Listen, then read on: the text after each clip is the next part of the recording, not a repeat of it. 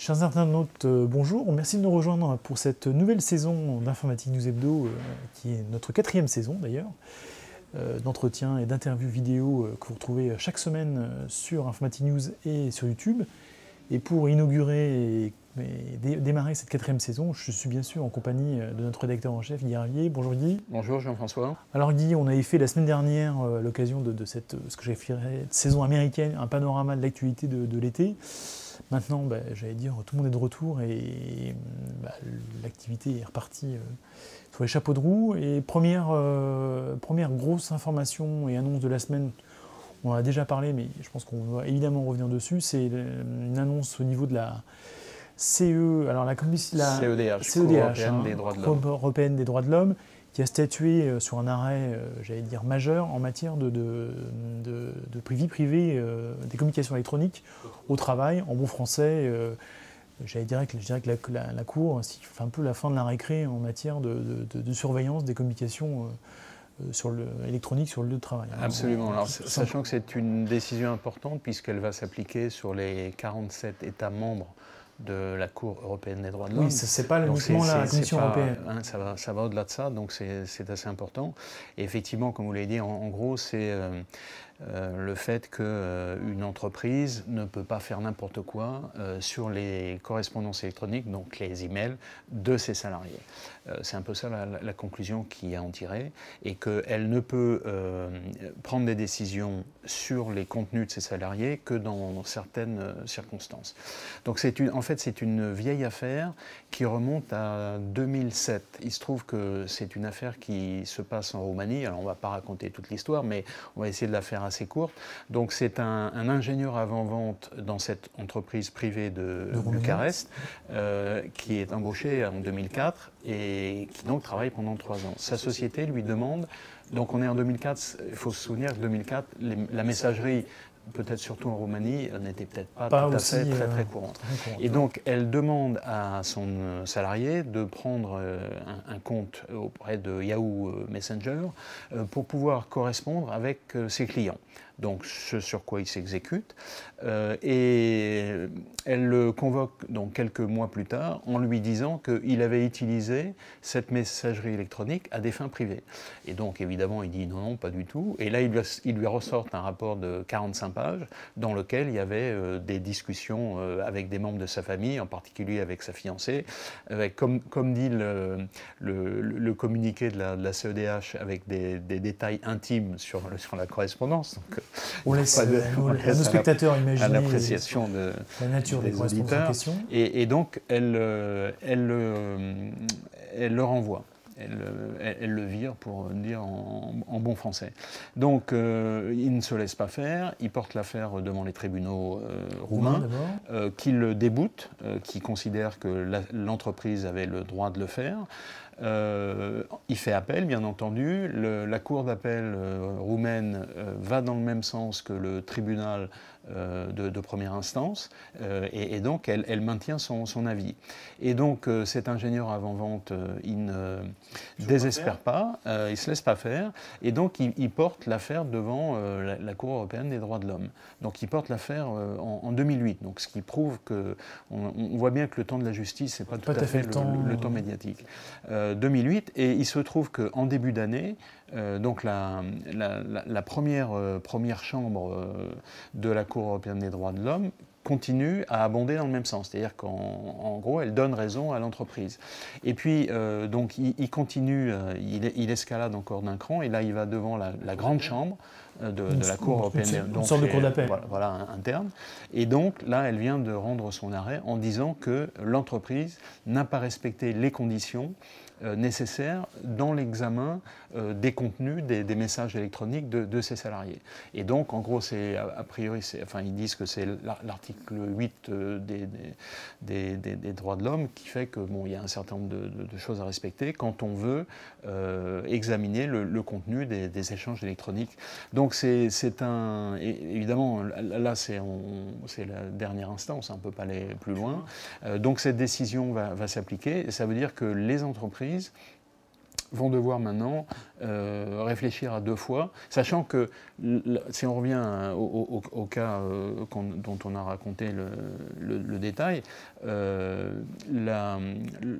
l'entreprise avait demandé à son salarié de prendre cette messagerie électronique, mais elle ne l'a pas prévenu qu'elle allait éventuellement surveiller ses correspondances. Et donc c'est sur ce point-là que, et sachant qu'elle dit avoir respecté le règlement intérieur, mais un règlement intérieur d'entreprise ne peut pas faire absolument n'importe quoi. Donc ça veut dire que maintenant les entreprises qui vont vouloir s'appuyer sur ce genre d'arguments pour licencier des salariés vont devoir appliquer une réglementation beaucoup plus stricte et se conformer à ce nouvel arrêt de la Cour européenne des droits de l'homme. Donc je dirais que c'est une évolution importante dans la protection de la vie privée au travail qui va dans le sens des salariés et on va dire en défaveur des entreprises qui ne peuvent pas faire n'importe quoi.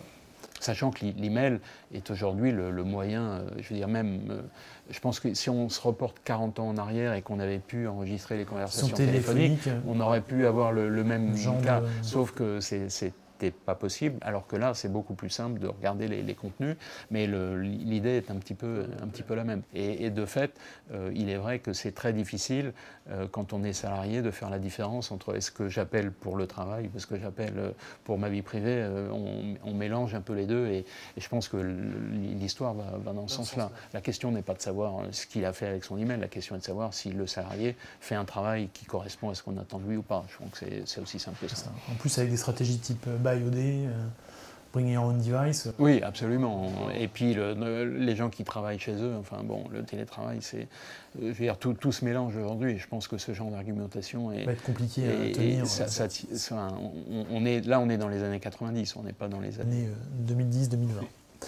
Très bien. Alors, puisque vous parlez d'années 90 là, pour le coup, je vous propose de faire un petit retour en arrière, puisque Capgemini, la SS2I, ou plutôt l'ESN, doit-on dire, bien connue française, fête ses 50 ans, parce que c'était début octobre que son fondateur, Serge Kempf, qui est d'ailleurs décédé l'année dernière, avait créé ce qui est désormais une des plus grandes SS2I mondiales. Effectivement, donc là on parle de ce qui s'est passé la semaine dernière, c'était pas la semaine dernière, c'était il y a 50 ans, et en fait, comme vous l'avez rappelé, c'est le 1er octobre 1967, donc ça fera 50 ans dans quelques jours.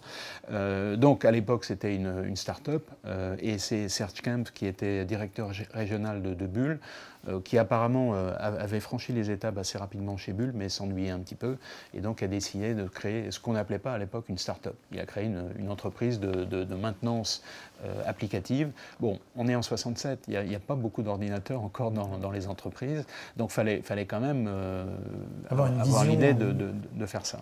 Et donc Capgemini, c'est franchement une des plus belles réussites françaises, alors, à la fois dans notre secteur, ça fait aucun doute, et même dans l'économie française. C'est quand même aujourd'hui une entreprise qui représente 196 000 salariés, un chiffre d'affaires de 12 milliards et demi d'euros, donc c'est quand même plus que significatif. Un des poids lourds, c'est vraiment une belle réussite. C'est un cheminement qui n'a pas été un long fleuve tranquille, parce que donc au départ, c'était en fait la création de Sogeti.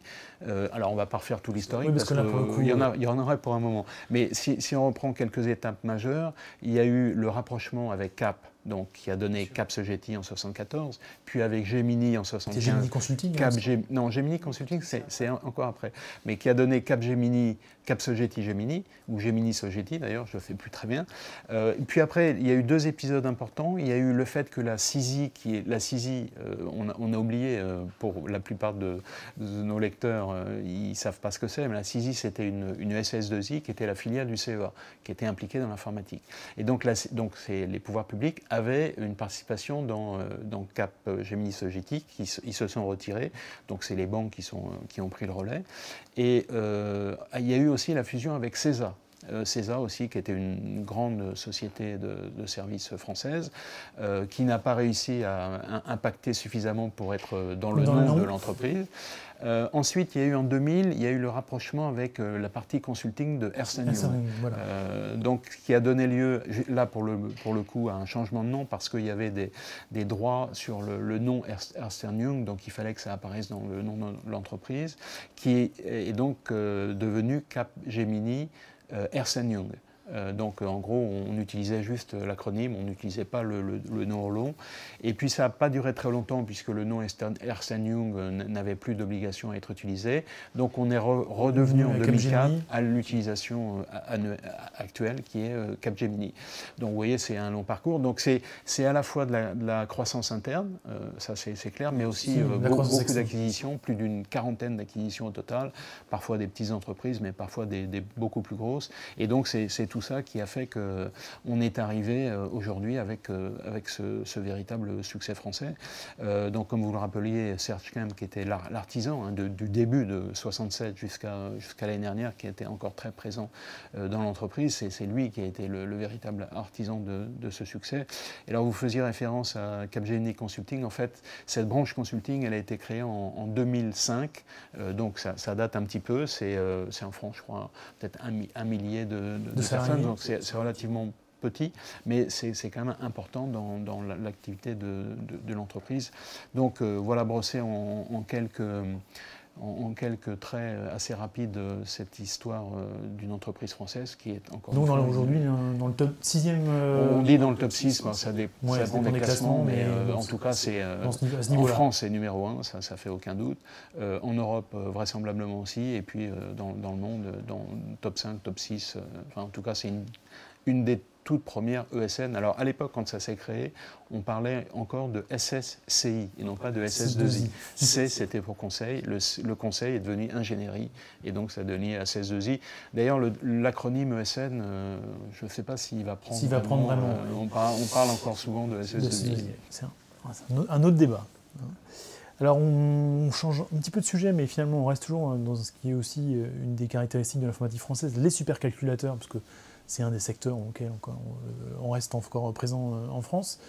Et vous revenez sur, d'ailleurs on est un des seuls médias, je pense, à en parler régulièrement, sur ces top 8 parades de supercalculateurs, avec, on n'y ferait pas suffisamment attention, mais des évolutions quand même assez considérables sur les puissances et les consommations. Alors, il y a effectivement donc c'est le top 500, c'est l'appellation. C'est pas le top 50 là. Et donc le top 500 qui est créé, enfin a été créé par deux universités américaines et une université allemande, et donc c'est sous la forme d'une organisation qui s'appelle top500.org.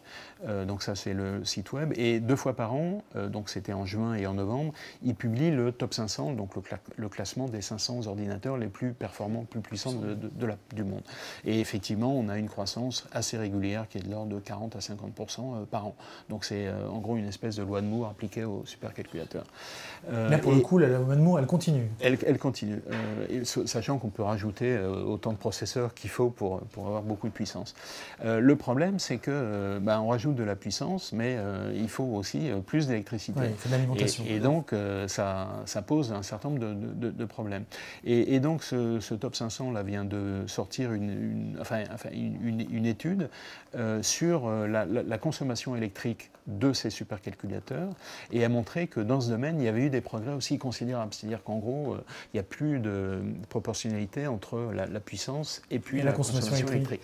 Et les progrès sont très spectaculaires, puisque sur un an, on a multiplié les performances de 2,3, facteur 2,3, et sur, donc de 2008 à 2017, on a multiplié par 28. C'est-à-dire qu'en gros, pour la même puissance, on utilise 28 fois moins de consommation électrique, ou à puissance 1, 28 plus 100. Donc c'est quand même, très, très important. Alors, pendant un temps, il y a eu tous les progrès qui ont été faits au niveau des microprocesseurs eux-mêmes, qui, à puissance égale, consommaient de moins en moins. Et puis on est arrivé un peu au plafonnement de ça. Il y a eu une deuxième étape où, en gros, c'était l'utilisation de processeurs spécialisés, en particulier les processeurs graphiques de type NVIDIA, qui sont utilisés maintenant dans le top 10, je crois qu'ils sont présents dans 9 sur les 10 ordinateurs. Donc c'est cette utilisation de processeurs spécialisés qui fait qu'on a beaucoup plus de puissance pour une consommation moindre. Et la conclusion de cette étude, en gros, c'est de dire que maintenant les progrès qui vont arriver, parce qu'en fait, tous ces ordinateurs-là, ils sont faits avec des composants standards. Ce n'est pas des composants qui ont été développés spécifiquement pour ça. Alors, ils sont développés pour les supercalculateurs. Les composants d'NVIDIA et compagnie, de ce type d'acteurs, sont effectivement des branches spéciales pour les supercalculateurs. Absolument. Mais ça reste toujours un peu du standard. GPU. Et donc, l'idée de cette étude, c'est de dire qu'à terme, dans les années qui vont venir, les progrès, la question est posée, est-ce que les progrès vont continuer à ce rythme-là? Donc ça, c'est la première question. Et si oui, ils le seront plus vraisemblablement avec l'utilisation de composants plus performants, mais avec l'utilisation de composants, de processeurs encore plus spécialisés pour certaines tâches, d'une part, et de l'autre, avec des architectures qui soient, elles, beaucoup plus adaptées et optimisées pour ce type de problématique. Pour moins consommer. Donc ça veut dire qu'en gros, il va falloir réfléchir de manière un petit peu différente. Mais en tout cas, c'est un problème qui est posé parce que là, on parle d'arriver à 50 gigaflops par watt. On en est, pour les plus performants, à 14, donc on est au tiers du chemin parcouru. Donc il y a encore du chemin à faire, mais c'est vrai que le problème est là, c'est qu'on veut toujours beaucoup plus de puissance, mais il faut qu'on soit capable de maîtriser aussi la consommation électrique, d'autant qu'on voit bien que quand on voit les problèmes environnementaux qui se posent en ce moment, c'est un problème qui est tout à fait d'actualité. Alors ça, c'était pour la semaine passée, et pour la semaine à venir, évidemment, on ne peut pas y passer. Donc demain, mardi, en fin de journée, vers 19h heure française, ça sera l'annonce du nouvel iPhone, ou des nouveaux iPhones d'ailleurs, puisqu'on parle de plusieurs iPhones, du côté de Cupertino en Californie, puisque traditionnelle annonce de rentrée de Microsoft le 12 septembre. C'est Apple. J'ai dit Microsoft, oui. Apple. Donc, en fait, effectivement, c'est l'annonce traditionnelle d'Apple, faite par Tim Cook. Un peu moins traditionnelle dans le sens où elle va être faite dans le nouvel amphithéâtre, le nouveau building qu'ils ont construit, donc qui a coûté je ne sais pas combien de milliards de dollars. Donc, je pense qu'il va y avoir déjà un intérêt pour les gens qui sont invités à aller là pour inaugurer ce bâtiment. Et puis, effectivement, c'est l'annonce de l'iPhone. Alors, on pense que c'est l'iPhone 8. Ça a été quand même, ces derniers mois, il y a eu des informations assez contradictoires, parce qu'on a dit dans un premier temps que ce ne serait pas en septembre, ce serait repoussé novembre-décembre, et puis finalement c'est bien en septembre. Est-ce que c'est vraiment l'iPhone 8? Vraisemblablement, mais on ne sait pas, on n'est pas sûr à 100%. Hein. Peut-être qu'au dernier moment il va arriver quelque chose. Sortir un nom du chapeau. Peut-être le 9, parce qu'ils vont sauter une génération. Il y aura pas mal de nouvelles technologies qui seront dans ce nouveau modèle, en particulier un écran un petit peu incurvé, OLED. Il y aura un nouveau dispositif de sécurité et reconnaissance faciale. A priori. Mais on verra, il y a l'utilisation du crayon électronique, dont Steve Jobs a dit le plus grand mal. Donc il y aura un certain... Et puis il y aura aussi un autre dispositif assez nouveau, qui est le fait de pouvoir recharger l'iPhone sans fil. C'est quand même assez... Et puis un nouveau dispositif dont on parle beaucoup, c'est la reconnaissance tridimensionnelle. Oui. Qui est lié cette fois-ci à la sortie d'iOS 11. Absolument. Donc il sera en mode preview pour l'instant. Et qui va permettre de servir finalement son iPhone comme outil de mesure, comme outil de simulation 3D. Et pour le coup, on a vu quelques applications, ouvrent un champ quand même assez... Oui, donc je dirais que par rapport au précédent modèle, a priori, il va y avoir une innovation en termes de technologie qui sera sans doute plus importante. Mais bon, on en reviendra on en parlera la semaine prochaine. On en parlera, effectivement, on sera vraisemblablement obligé d'en reparler. Et alors, cette annonce se situe dans un contexte où on se dit, mais ce marché, là, il va finir par s'essouffler. Ben non, ça continue. Si on regarde les derniers chiffres du Gartner, en 2017, on est à près de 1,5 milliard de smartphones vendus sur la planète, donc c'est quand même énorme. Si on dit qu'on est 7,5 milliards, ça fait 1 sur 5, c'est énorme. Et ça continue. En 2021, on est à 1,7 milliard. Donc, je veux dire, chaque année, on écoule. Donc, ça veut dire que c'est des renouvellements qui sont maintenant tous les 2 ans. Et puis, si on regarde, donc pour Apple, maintenant, on est un duopole. Hein. On a d'un côté Android, c'est 85% du marché, Apple 15%. Apple maintient son niveau, puisqu'en 2021, on reste à peu près dans les mêmes eaux. Et Apple joue son bateau un peu dans le haut de gamme, puisque là, ce modèle, ils n'y sont pas avec le dos de la cuillère. On est entre 1000 et 1200 $ pour un smartphone. Donc ça commence à faire un peu d'argent. Bon, enfin, en tout cas, c'est vraiment dans ce domaine-là que dans le haut de gamme. Sachant que si on regarde les résultats de l'année dernière d'Apple, ils étaient un peu décevants, hein, puisqu'on avait une perte de chiffre d'affaires de l'ordre de 7-8%, qui était liée justement au mauvais résultat de l'iPhone en Chine notamment. On sait qu'Apple maintenant est très sensible à l'iPhone, puisque c'est vraiment 60% de son chiffre d'affaires. Donc il y a pour l'instant, même l'Apple Watch, des produits de ce type-là n'arriveront. Même l'iPad, c'est quand même beaucoup plus petit. Les services sont là, tout ce qui est Apple Pay, ça commence à se développer, mais ça, on est encore loin de tout ça. Compenser, oui. Donc peut-être que pour Apple, ça va être un nouveau. Ils vont se relancer avec ce nouveau modèle qui, comme on vient de le dire, apportera un certain nombre de nouveautés cette année. Très bien. Et puis pour finir, on renoue avec notre traditionnel coup de cœur, coup de gueule. Et là, c'est vraiment une semaine juridique, puisqu'on reparle du procès, je crois qu'on l'appelait procès antitrust, de la Commission européenne contre Intel, et finalement encore un retour de situation, j'allais dire retour à la case départ, pas tout à fait, mais un petit peu quand même. Oui, alors effectivement, là l'idée c'est de dire, en fait, c'est reprendre un peu l'argument qu'on prenait tout à l'heure en disant que le temps médiatique n'est pas le même que le temps juridique, ou l'inverse, mais ça veut dire la même chose. Parfois, on a vu tout à l'heure dans l'affaire roumaine des emails, on était en 2007. Là, c'est l'affaire Intel, donc Intel qui avait proposé des rabais tout à fait, qui ne rentraient pas dans les pratiques concurrentielles à 4 fournisseurs de PC. En échange d'exclusivité. Voilà, donc c'était. Ce qui barre évidemment la route à AMD. Absolument. Et donc, on est en 2009. Et donc, Intel avait été pénalisé 1 milliard de $. Et l'affaire n'est toujours pas sortie. On est en 2017. Donc, on avait presque oublié que c'était. On se disait, ce milliard, il est rentré dans les caisses. Et puis, non, pas du tout.